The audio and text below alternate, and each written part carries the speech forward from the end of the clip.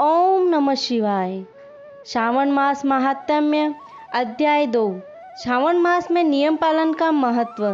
शिव बोले, हे सनत कुमार, आप अत्यंत विनम्र हैं। आपने जो कुछ मुझसे श्रावण मास के बारे में जानना चाहा है वह अब मैं तुम्हें विस्तार से बतलाता हूँ। अतः अब आप एकाग्र भाव से श्रवण करें। भगवान शिव बोले कि इस मास में नियमानुसार रहते हुए 4:30 बजे भोजन ग्रहण करें, 1 मास तक रुद्राभिषेक करें। उस समय उपासकर्ता को अपनी प्रिय वस्तु को त्याग देना चाहिए। पुष्प, तुलसी, मंजरी के दल, फल और धान्य, बेलपत्र से भगवान शिव की लक्ष्य पूजा करनी चाहिए। विद्वान ब्राह्मणों को भोजन कराकर नियमानुसार व्रत धारण करें। कोटि लिंग की पूजा अर्चना करनी चाहिए। शिव बोले कि मुझे पंचामृत से अभिषेक करना अति प्रिय है, अतः भक्त को मेरे लिए यह अवश्य ही करना चाहिए। इसके लिए जो कुछ भी किया जाता है वह अनंत प्रकार के शुभ फल देने वाला होता है। हे महाभाग, इस मास में भूमि पर ही शयन करना चाहिए, साथ ही ब्रह्मचर्य व्रत का पालन करना चाहिए। सत्य का पालन करें, इंद्रियों को अपने वश में रखें। प्रातःकाल स्नान कर एकाग्रचित हो प्रतिदिन प्रभु पूजन करें। इस मास में मंत्रों का बार बार श्रवण करना सिद्ध प्रदान करने वाला होता है। षडाक्षर शिव मंत्र और गायत्री मंत्र का जाप करना चाहिए। नमस्कार तथा वेद पठन मनोकूल और मनोवांछित फल प्रदान करने वाला होता है। पुरुष सूक्त मंत्र का जाप करना चाहिए, यह अत्यधिक फल प्रदान करने वाला होता है। कोटि होम, गृह यज्ञ होम, लक्ष्य होम तथा अयुक्त होम करने पर मनोवांछित फल प्राप्त होता है। इस मास व्रत रहित रहने वाले को नरक की प्राप्ति होती है, वह वहाँ पर महाप्रलय तक रहता है। इस श्रावण मास के समान मुझे पूरे वर्ष का अन्य कोई भी माह प्रिय नहीं है। यह मास मनोवांछित एवं कामना के अनुसार फल देने वाला होता है। अतः हे सत्पुरुष, इस मास में जिन व्रतों को करने का विधि विधान है उनका वर्णन मुझसे विस्तार पूर्वक सुनो। रविवार को सूर्य व्रत करें, सोमवार को मेरा पूजन करने के पश्चात ही भोजन ग्रहण करें। श्रावण मास के प्रथम सोमवार से शुरू करके निरंतर 3 मास तक किया गया व्रत समस्त कामनाओं और अर्थ सिद्धियों को देने वाला होता है। यह व्रत रोटक व्रत कहलाता है। मंगलवार को किया गया व्रत मंगल गौरी, बुधवार को किया गया व्रत बुध व्रत, बृहस्पतिवार को किया गया व्रत बृहस्पति व्रत, शुक्रवार को किया गया व्रत जीवंतिका देवती व्रत, शनिवार को हनुमान तथा नरसिंह का व्रत किया जाता है। हे सनत कुमार, अब आप मुझसे तिथियों के अनुसार किए जाने वाले व्रतों को सुने।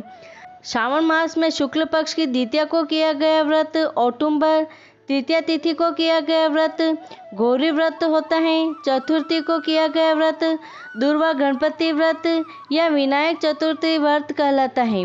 इसी तरह शुक्ल पक्ष की पंचमी को व्रत किया जाता है, वह नाग पूजन व्रत कहलाता है, वह उत्तम फलदायी होता है। षष्ठी का व्रत सुपोधन तथा सप्तमी का व्रत शीतला देवी व्रत कहलाता है।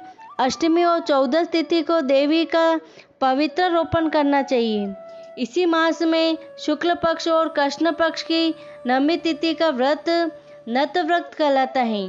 दशमी का व्रत आशा व्रत कहलाता है। कुछ विद्वान कृष्ण पक्ष की दशमी के व्रत को भी आशा व्रत कहते हैं। द्वादशी के व्रत वाले दिन हरि भगवान का पवित्र रोपण करना कहलाता है।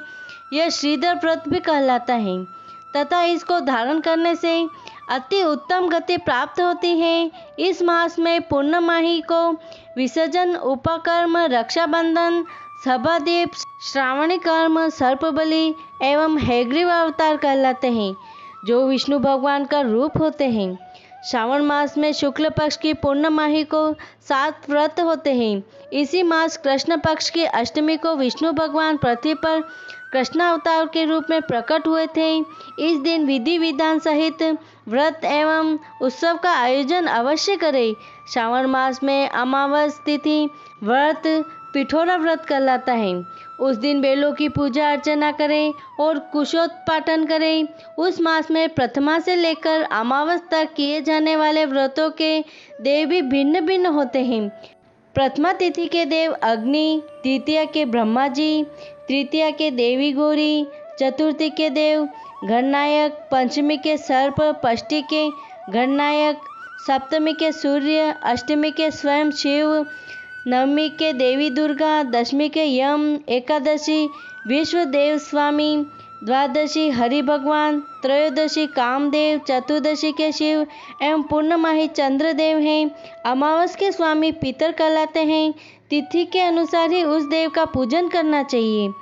हे महामुनि, सूर्य संक्रमण के कारण उस दिन से सिंह राशि पर 12 अंग एवं 40 घटी व्यतीत हो जाने पर अगस्त्य नक्षत्र दिखलाई पड़ता है।